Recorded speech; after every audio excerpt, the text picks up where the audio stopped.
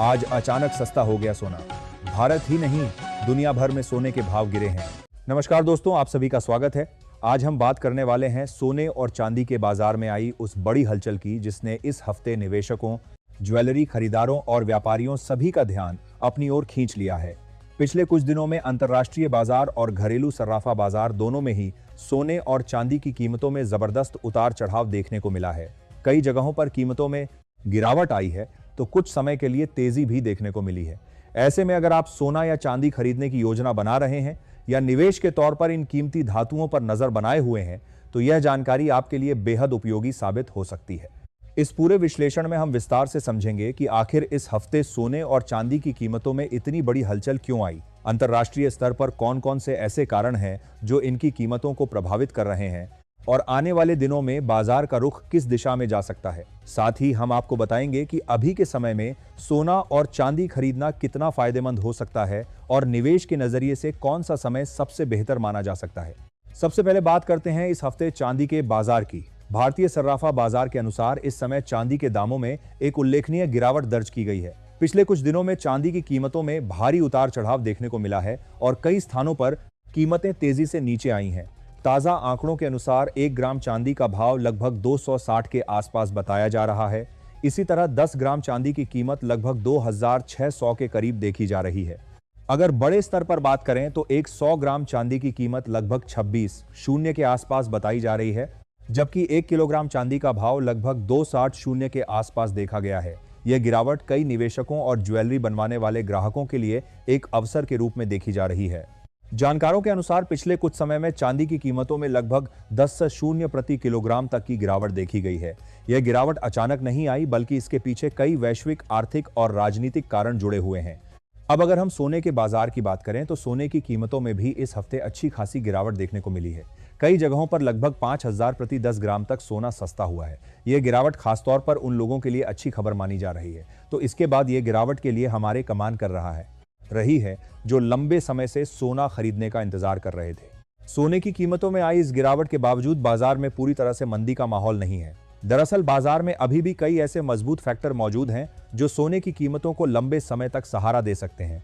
इसलिए विशेषज्ञों का मानना है कि कीमतों में आरोप से आप कर दिया जा रहा है। थोड़ी बहुत गिरावट आने के बावजूद लंबी अवधि में सोने का ट्रेंड अभी भी सकारात्मक बना हुआ है। अब सवाल ये उठता है कि आखिर सोने और चांदी की कीमतों में इतना उतार चढ़ाव क्यों हो रहा है। इसके पीछे सबसे बड़ा कारण अंतर्राष्ट्रीय आर्थिक परिस्थितियां हैं।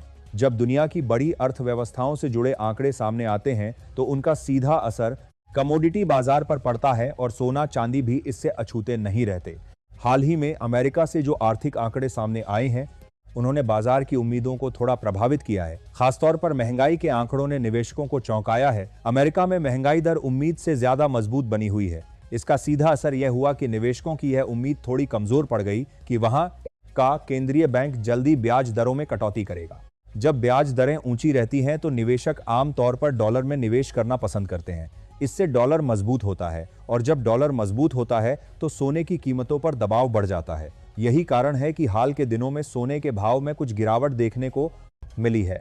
लेकिन कहानी यही खत्म नहीं होती, क्योंकि दुनिया में केवल आर्थिक आंकड़े ही बाजार को प्रभावित नहीं करते, बल्कि कई बार राजनीतिक परिस्थितियां भी बाजार की दिशा बदल देती हैं। दुनिया के कई हिस्सों में इस समय भू राजनीतिक तनाव बना हुआ है। अंतर्राष्ट्रीय स्तर पर बढ़ते तनाव और संघर्षों के कारण निवेशकों के बीच अनिश्चितता का माहौल बना रहता है। ऐसे समय में निवेशक सुरक्षित निवेश विकल्पों की तलाश करते हैं और सोना हमेशा से सुरक्षित निवेश का एक मजबूत साधन माना जाता है। जब भी दुनिया में अनिश्चितता बढ़ती है तो सोने की मांग बढ़ जाती है। यही कारण है कि जब भी सोने की कीमतों में गिरावट आती है तो बाजार में तुरंत खरीदारी बढ़ जाती है और कीमतें ज्यादा नीचे टिक नहीं पाती।